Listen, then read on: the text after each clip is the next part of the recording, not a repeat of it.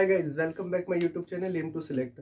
काफ़ी दिनों बाद ये वीडियो अपलोड हो रहा है और थोड़ी व्यस्तता के कारण मैं इसे रेगुलरली वीडियो नहीं अपलोड कर पाया, लेकिन it's my promise to you, अब आपको रेगुलरली वीडियोस मिलती रहेंगे।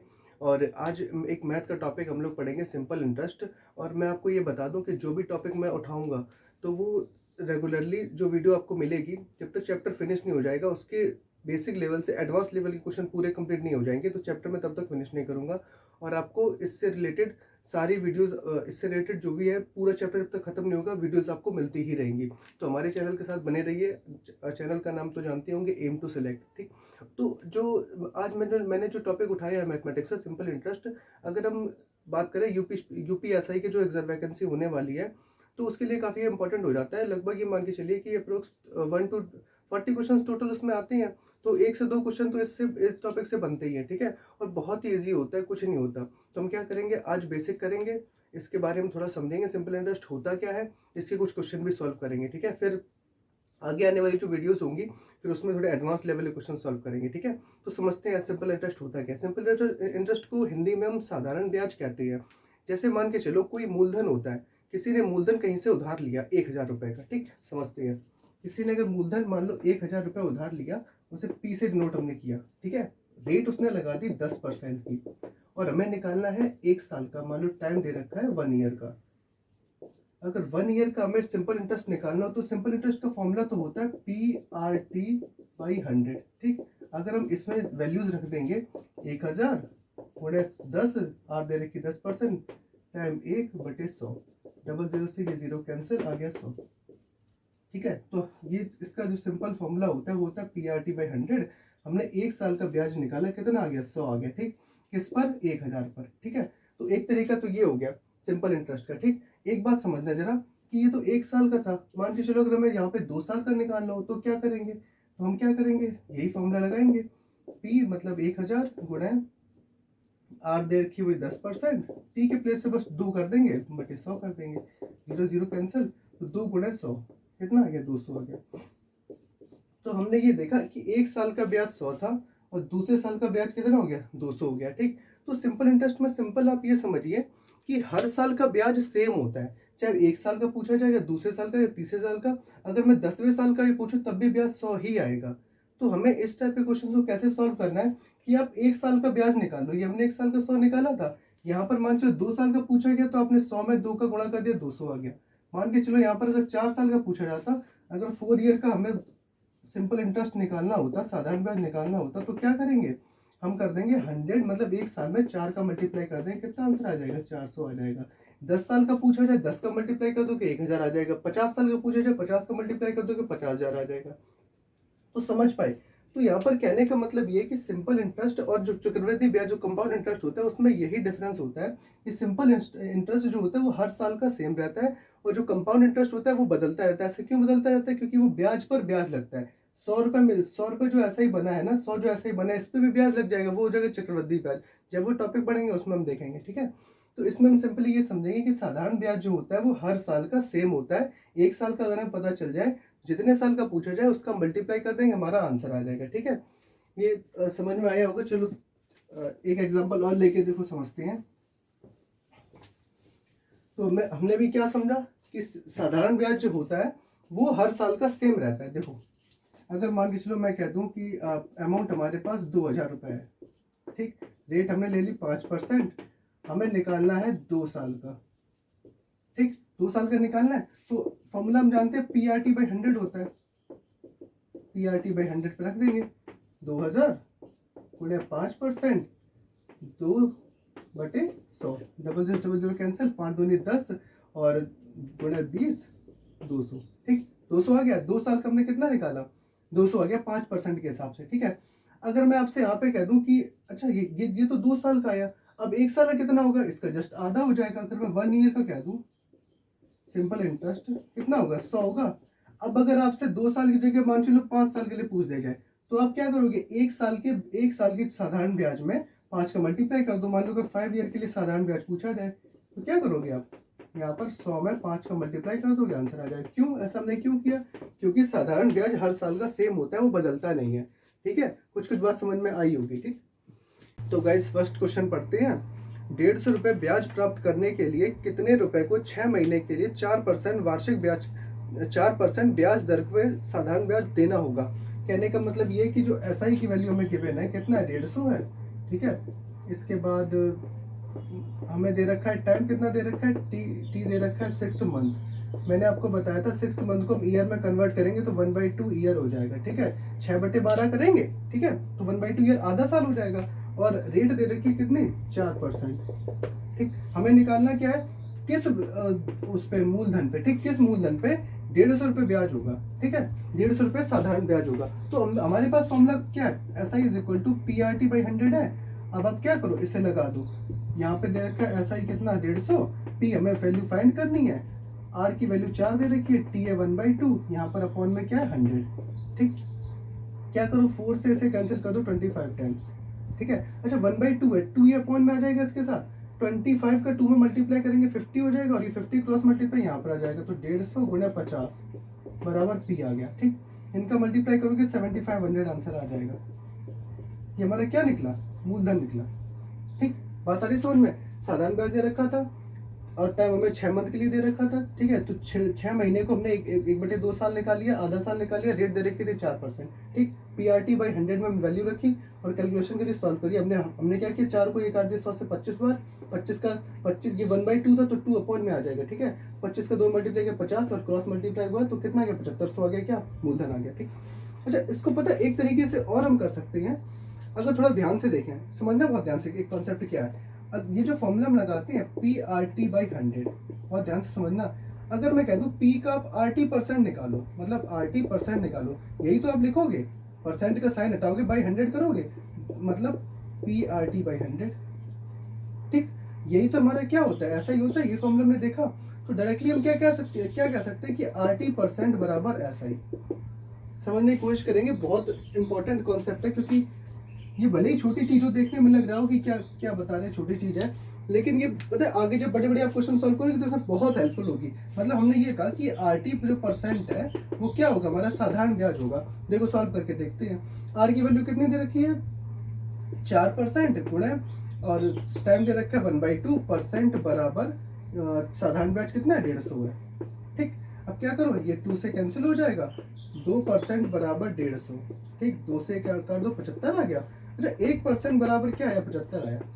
समझना बहुत ध्यान से, जो हम ये RT% निकालते हैं, किसका निकालते हैं, पी का निकालते हैं, मूलधन का, ठीक। तो मूलधन का ये 1% आया, मूलधन होता कितना है, 100% होगा, तो 100 का मल्टीप्लाई आप यहाँ कर देंगे, 100 का मल्टीप्लाई यहाँ कर देंगे, ठीक। तो जो 100% आ जाएगा, जो कि हम इसे मूलधन बोल रहे हैं, कितना आ जाएगा, 7500। बात आई समझ में, नहीं आई, फिर एक बार देख लो।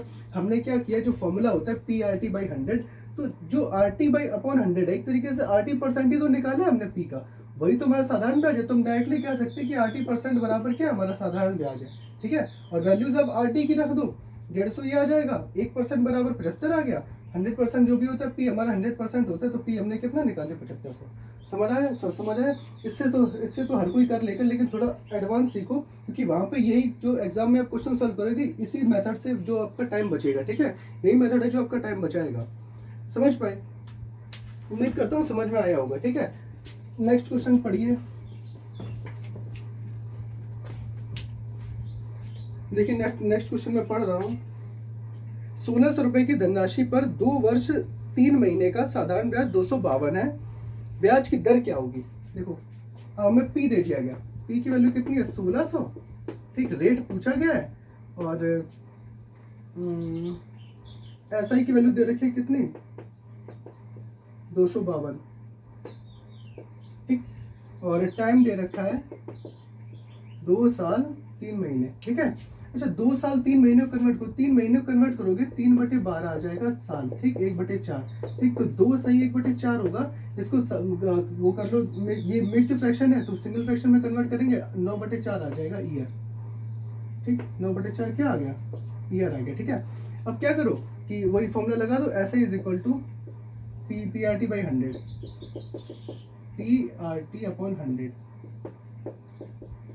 ऐसा की वैल्यू क्या दे रखी है, 252, पी 1600, और इसके बाद आर हमें निकालना है, टी की वैल्यू 9/4 अपॉन 100, ये 0 से 0 दोनों दोनों कैंसिल हो जाएंगे। अच्छा यहाँ पे 9/4 है, ये 4 अपॉन में आएगा और ये अपॉन में आएगा तो 16 को कैंसिल कर देगा, 4 चौक 16। ठीक है, यहाँ पर 9 चौको 36 इंटू आर हो गया, 252 is equal to 36 into R. ठीक, अब देखो 9 से ही कैंसिल कर दो, 9 से हो रहा है, 9 चौको 36, 9 दूनी 18, 9 8 72, 4 7 28, तो आर की वैल्यू क्या आ गई 7%। कोई प्रॉब्लम किसी को? ठीक है, अभी थोड़े बेसिक क्वेश्चन ही करवाऊंगा क्योंकि आज पहली क्लास है। अब आप पेशेंस रखिए, अच्छे क्वेश्चंस भी आएंगे आपके सामने। ठीक है, जो एग्जाम के पॉइंट ऑफ व्यू से बहुत इंपॉर्टेंट होंगे। ठीक, तो ये समझ में आ गया होगा, सिंपल था, इसमें कुछ है ही नहीं। ठीक, रफ कर दे रहा हूं मैं। आगे क्वेश्चन देखिए, नेक्स्ट क्वेश्चन, क्वेश्चन नंबर 3 है आपका ये। किसी राशि पर 5% वार्षिक की दर से 3 वर्षों और 4 वर्षों में प्राप्त साधारण ब्याजों में 42 का अंतर है, तो वह राशि बताओ। देखो बेटा, 3 साल का जो साधारण ब्याज है, ठीक है, और यहाँ पे लिख रहे 4 साल का साधारण ब्याज और 3 साल का साधारण ब्याज का जो अंतर है वो 42 रुपए दे रखा है। समझ पाए? क्वेश्चन में क्या रखा है, 3 वर्षों का और 4 वर्षों में प्राप्त साधारण ब्याजों का अंतर 42 रुपए है और रेट हमें दे रखी है 5%। ठीक, रेट 5% दे रखी है, हमें वह राशि बतानी है, दैट इज मतलब पी की वैल्यू फाइंड करनी है, मूलधन में अपना फाइंड करना है। अच्छा देखो, मैंने अभी आपको बताया था, एक तरीका इसका ये हो सकता है, यहाँ पे पीआरटी पे 100 लगाओ, यहाँ पे पीआरटी पे 100 लगाओ, सॉल्व करो, बहुत लंबा जाएगा, नहीं करना। एग्जाम में उस तरीके से सॉल्व नहीं करोगे। ठीक है, बहुत टाइम आपका जाएगा। मैंने अभी आपको बताया था कि जो RT% होता है वो होता क्या है, ऐसा ही तो होता है। ठीक, आर देखो मैं पता है, ये टीबी पता है 4 साल का। अच्छा RT% निकालो, RT% निकालेंगे, 5 गुणे 4% माइनस 3, आर यहाँ पे कितना दे रखे, 5 गुणे 3% बराबर 42 रुपए। ठीक, ध्यान से समझेंगे, 20% ये हो जाएगा माइनस 15% ये होगा बराबर 42, 5% आ जाएगा, 5% बराबर 42। बात आ रही समझ में? ये जो RT% होता है, RT% माइनस करके ये भी तो RT% ही आएगा, और RT% हम निकालते हैं किसका, मूलधन का निकालते हैं। ठीक, तो यहाँ से हम 100% निकालेंगे, 20 का मल्टीप्लाई दोनों तरफ कर दें, 20 का मल्टीप्लाई कर दें तो 100 आ जाएगा, 20 का मल्टीप्लाई यहाँ कर दिया, 20 का मल्टीप्लाई यहाँ कर दिया। ठीक, तो 100% जो हम निकालते हैं मूलधन, ठीक है, वो हमारा क्या आ गया 84, 840, 42 दूनी 84, 840। बात आ रही समझ में? एक बार फिर समझ लो कि 4 साल का साधारण ब्याज और 3 साल के साधारण ब्याज का अंतर 42 रुपए दे रखा था। हम जानते हैं जो साधारण ब्याज होता है वो R/T% होता है, पी का, है ना। तो R/T% यहाँ किया, R/T% यहाँ किया, 20 माइनस 15, 5% आया बराबर 42। हमें निकालना क्या था, मूलधन निकालना था, 100% निकालना था। हमने क्या किया, 20 का मल्टीप्लाई यहाँ कर दिया, 20 का मल्टीप्लाई यहाँ कर दिया, तो 840 रुपये आ गया। बात आ रही समझे? अब आपको थोड़ा समझ में आया होगा कि ये कॉन्सेप्ट कितना इंपॉर्टेंट है। RT% इज इक्वल टू क्या होता है, RT जो परसेंट होता है वो हमारा क्या होता है, साधारण ब्याज होता है। समझ आया? अब अगर आप PRT/100 करके सॉल्व करते तो काफी लंबा हो जाता है, कैलकुलेशन भी बढ़ जाती है। और ध्यान रखना कि एग्जाम में जितनी कैलकुलेशन आप बचा सकते हैं वो इंपॉर्टेंट होता है। पता है क्यों? क्योंकि जितनी ज्यादा कैलकुलेशन आप करेंगे तो एरर होने के उतने चांसेस होते हैं, गलत होने के उतने चांसेस होंगे, आपके टाइम ज्यादा जाएगा। ठीक है, तो कोशिश करेंगे कि थोड़ी स्मार्ट चीजें भी सीखते चलें। ठीक, तो समझ में आ गया होगा ये क्वेश्चन। नेक्स्ट क्वेश्चन की ओर बढ़ते हैं, क्वेश्चन नंबर 4 पढ़िए। 400 रुपए की राशि 4 वर्ष में 480 हो जाती है। मतलब पी दे रखा है 400 और जो ए दे रखा है अमाउंट 480।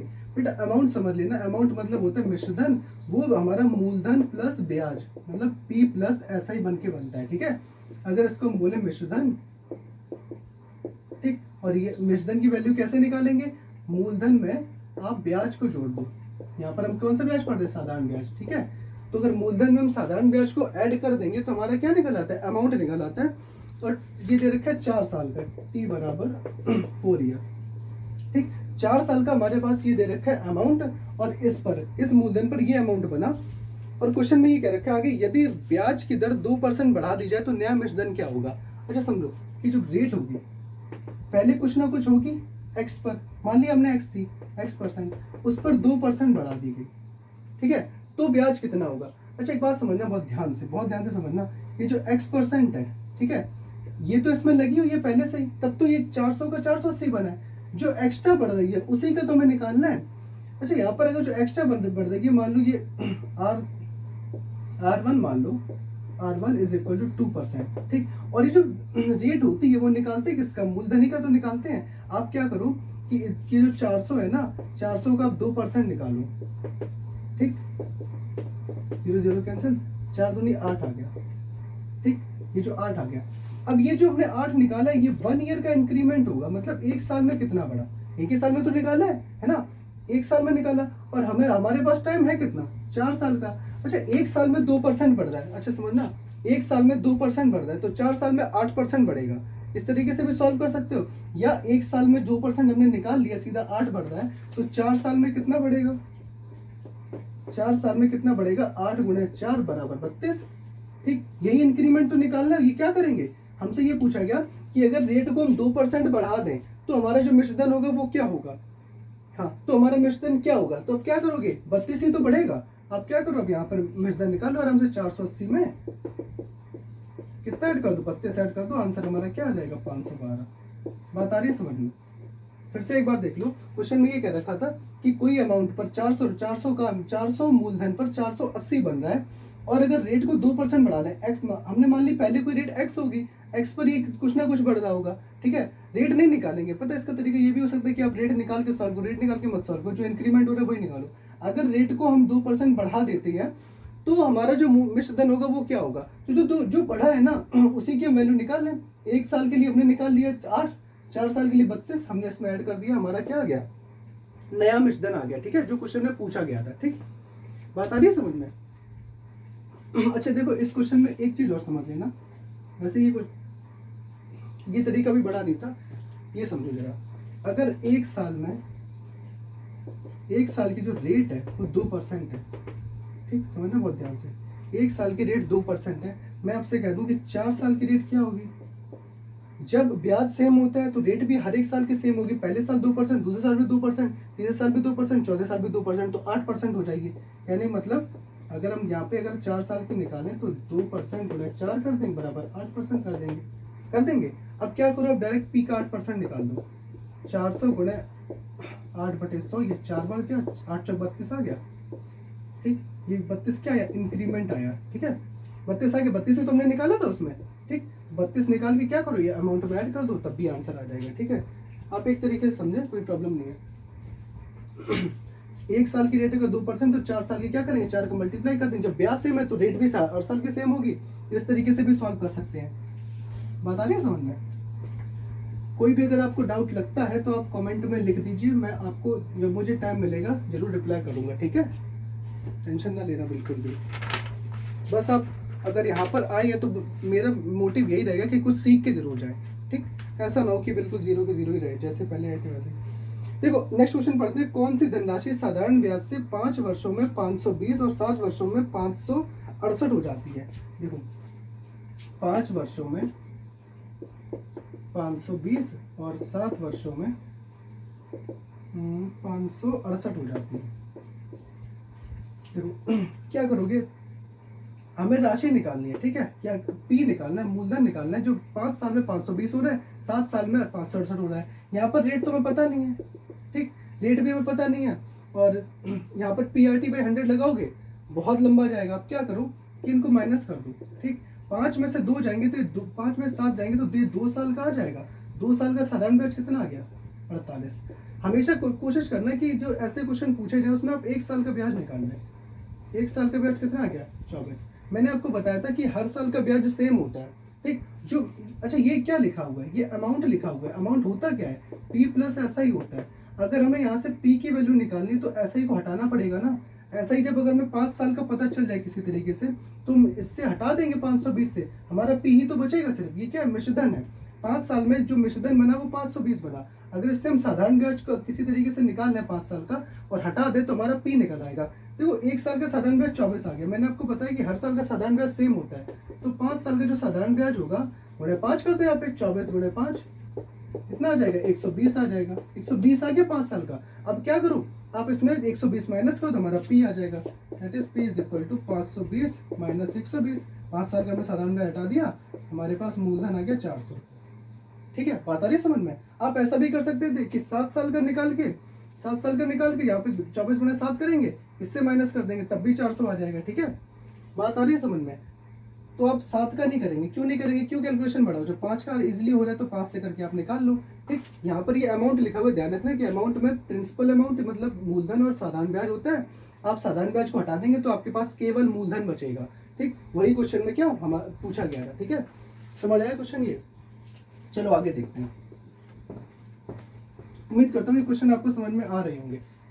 इसमें थोड़े बेसिक लेवल होंगे, जो आगे नेक्स्ट वीडियो होगी आपको खुद लगेंगी बहुत बेहतरीन क्वेश्चन है। ठीक है, नेक्स्ट क्वेश्चन देखो, क्वेश्चन नंबर 6 लिखा हुआ है 1750 की राशि 2 भागों में इस प्रकार विभाजित की जाती है कि पहले भाग पर 8% की दर से वार्षिक साधारण ब्याज और दूसरे भाग पर 6% की दर से वार्षिक साधारण ब्याज बराबर है, तब प्रत्येक भाग पर ब्याज होगा। देखो यहाँ पर 1750 की जो राशि है उसको 2 भागों में बांटा गया है। 2 भागों में बांटा गया, पहले भाग को 8%, इसको 8% रेट पर और इसको 6% की रेट पर। ठीक, इनका जो SI है, इनका जो SI है वो बराबर है। ये क्वेश्चन मैंने केवल अभी क्वेश्चन लिखा है। ठीक है, क्वेश्चन में क्या क्या रखा है? 1750 की राशि को 2 भागों में बांट दिया गया, पहले भाग को 8%, दूसरे भाग को 6%। ठीक, दोनों का साधारण ब्याज बराबर है। ठीक है, आप क्या करेंगे? देखो एक तरीका ये हो सकता है, इसको हम x मान लें और इसको 1750 माइनस x करेंगे। ठीक है, फिर यहाँ पे PRT/100 लगाएंगे, यहाँ पे PRT/100 लगाएंगे। ठीक, तो इससे बहुत लंबा हो जाएगा, ऐसे नहीं करना। जो मेथड शॉर्ट होगा मैं आपको वही बताऊंगा, लंबा नहीं बताऊंगा। बस ये बता दे रहा हूँ कि ये तरीका भी होता है, इस तरीके से सॉल्व किया जाता है ट्रेडिशनल तरीके से, जैसे हम लोग 12th वगैरह में किया करते थे, वो नहीं करना। ठीक, देखो 1750 को आप क्या करो, जो इसके 2 पार्ट डिवाइड किए जा रहे हैं वो x और y हमने मान लिया। ठीक है, पहले पर 8%, ठीक, और दूसरे पर 6% का साधारण ब्याज बराबर है। देखो अमाउंट पे ही तो हम निकालते हैं रेट। ठीक, वहां पर टाइम नहीं दे रखा तो 1 साल हम मानेंगे। ठीक, 1 साल कहीं मान के चलते, वार्षिक होती है। तो यहाँ पर 100 से 100 कैंसिल, x/y, यहाँ पर y अपॉन में आ जाएगा, 6/8 आ जाएगा, यहाँ पे मतलब 3/4 आ गया। हमने ये क्या निकाल लिया कि 1750 के x और y जो 2 पार्ट डिवाइड किए थे वो इस रेशियो में होंगे, 3/4 रेशियो में। ठीक है, अब इनका वो निकाल लो, इस रेशियो में हो गया। अगर इसका हम सम करें मतलब 7 यूनिट बराबर किसके हो जाएगा? 1750 के तो होगा, इन्हीं दोनों का तो हमने पार्टीशन डिवाइड किया था, क्या हो जाएगा? 1750 हो जाएगा। ठीक, 1 यूनिट निकाल लो, 7 दूनी 14, 7 पंजा 35, 250 आ गया। अब यहाँ पे ध्यान से समझना कि क्वेश्चन में पूछा क्या गया था। क्वेश्चन में ये पूछा गया था कि इन दोनों का ब्याज समान है। ठीक है, इन दोनों में जो भी ब्याज मिलेगा वो समान है, तो साधारण ब्याज निकालना है। अब क्या करो कि ये जो मतलब इसका जो पहला पार्ट निकाल लो x का। ठीक है, और ये x है कितना? 3 यूनिट है, तो 3 यूनिट बराबर 250 गुणा 3 करेंगे, 750 आ जाएगा। ठीक, अब जब जो 750 आ गया तो इसमें क्या करो आप, 750 का पहले पर कितना परसेंट लग रहा था? 8% लग रहा था, हमें ब्याज निकालना, इसका 8% निकाल लो। 0 से 0 कैंसिल, 25 से 5 से काटेंगे, 15 बना 75, 5 दूनी 10, 4 60 आ गया, साधारण ब्याज 60 आ गया हमारा। फिर एक बार समझेंगे कि 1750 को दो इस तरीके से भागों में बांटा गया था कि अगर पहले भाग का 8% और दूसरे भाग का 6% अगर लिया जाए तो उनका साधारण ब्याज बराबर हो गया। तो हमने पहले भाग को x माना, दूसरे को y माना, इनका रेशियो निकाला कि जो 1750 को एक्चुअली में बांटा जा रहा है, जो उनको डिवाइड किया जा रहा है वो किस रेशियो में डिवाइड किया जा रहा है?